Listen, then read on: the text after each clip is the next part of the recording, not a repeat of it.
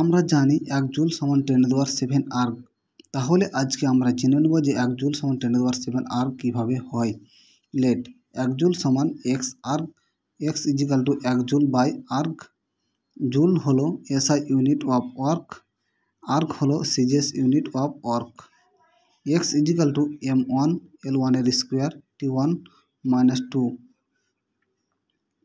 m2 l2 তার square t2 তার square minus 2। X is equal to m1 by m2 তার পাওয়ার 1 into l1 by l2 তার power হচ্ছে 2, t1 by t2 তার power হচ্ছে minus 2। X is equal to KG by gram into metre by centimetre তার whole square into second by second তার square minus 2।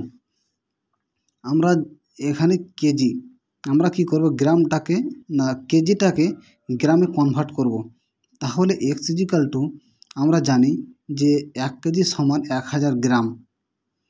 আবার আমরা জানি যে 1 মিটার সমান হচ্ছে 100 সেন্টিমিটার। অতএব কী করলাম, এই মিটারের জায়গাতে আমরা 100 বসিয়ে দিলাম।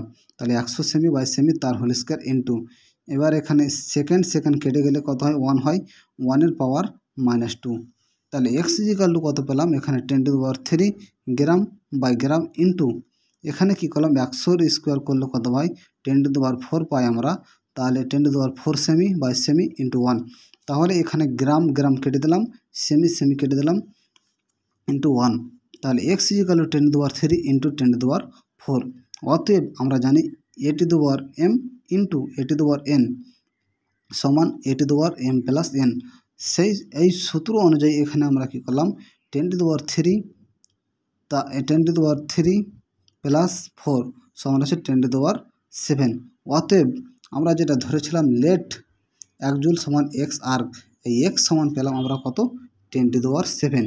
অতএব এই 10⁻7টাকে আমরা এই এক্সের জায়গায় বসিয়ে দেবো। এক্সের জায়গায় বসালে আমরা পাই 1 জুল সমান 10⁻7 আর্গ। অতএব আমরা পেলাম 1 জুল সমান 10⁻7 erg. Thank you so much.